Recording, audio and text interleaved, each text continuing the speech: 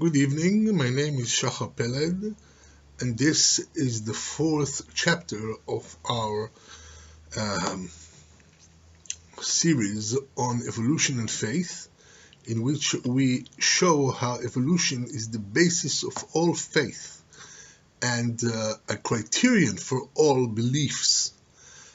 We have now reached the chapter dealing with the advent of man.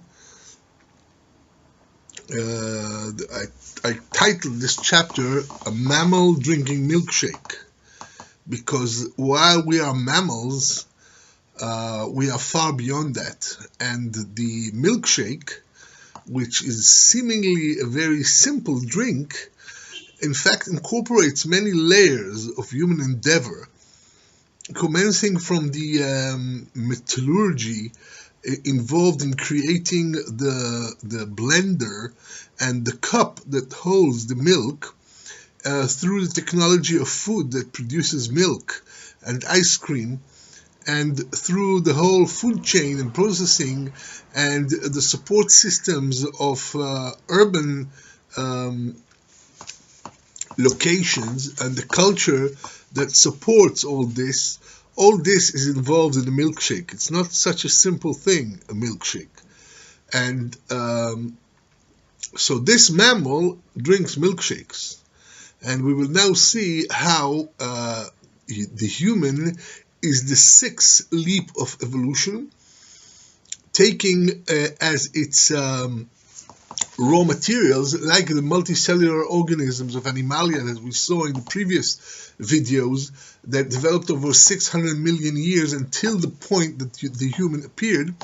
The human is one step beyond. It's the sixth leap, and the sixth leap is based on civilization, on culture. And we will see how this works. Now, the human being becomes again like a cell, like the molecules when we made cells, or cells when we made a multicellular organism. Now many humans together create this social creature, this being that is multi-human, multi-headed, and we will see how this is a new step in human evolution in general, not just human. So, first two quotations to put us in the mood. One is from Geertz, and he says that cultural resources are not some kind of external auxiliary things, but are the elements that are the very foundation of human thought. Human thought is first and foremost an overt action built from objective materials of common culture, and only in a secondary way it is a private matter. So basically what he says here is that we are a depository of our culture, and this is the basis of who we are and what we are. We cannot speak without someone else knowing the language. A language is not the possession of an individual. Yet we know that language is the very basis of our personality, the very basis of our thoughts, of our communication. It develops a way of looking at the world, of understanding. And this is not something personal, but it is personal.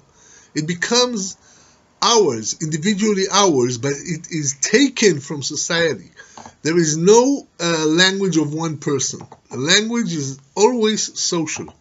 So the culture and everything that is involved in it is the foundation of our individual personalities, and our individual personalities add another taste, another tang to the melee of culture, of language. And we speak it, we create it again as individuals, but it is part of culture.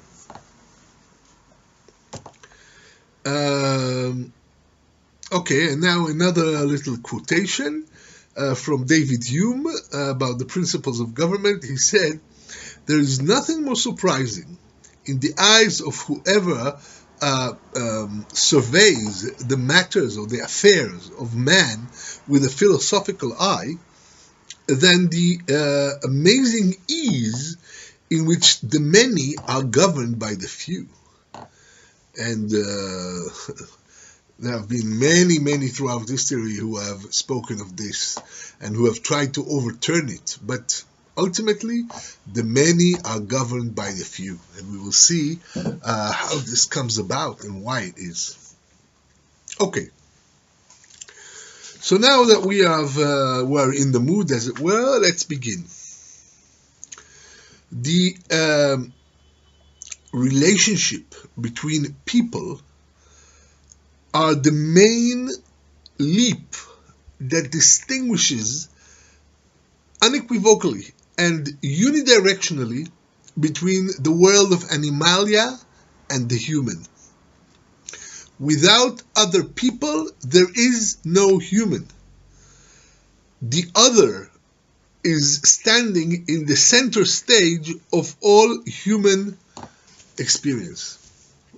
Now, this could be, sometimes people forget this. It's very easy to forget it because we are, as individuals, we have all the drives and all the heritage that we have from our past as animals, and we have all those cravings and drives that are common to all, a lot of them common to all animalia, and some to mammals.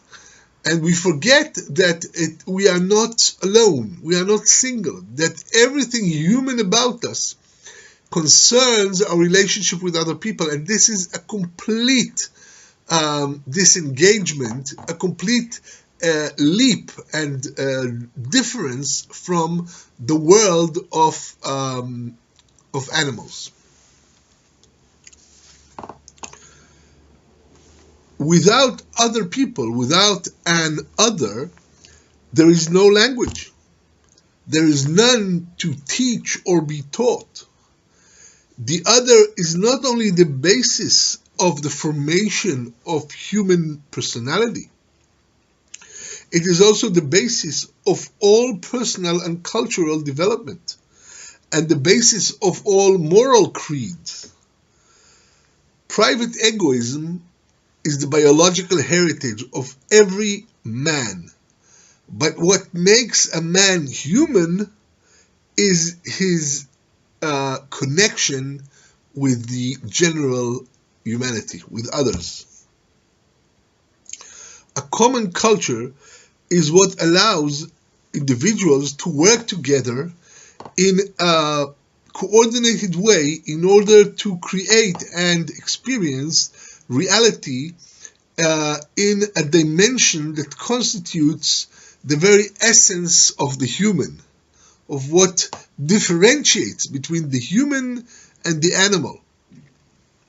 This essence of humanity appears in the gap, in the medium, in the space between people, in the interspace between people, the intersubjectivity.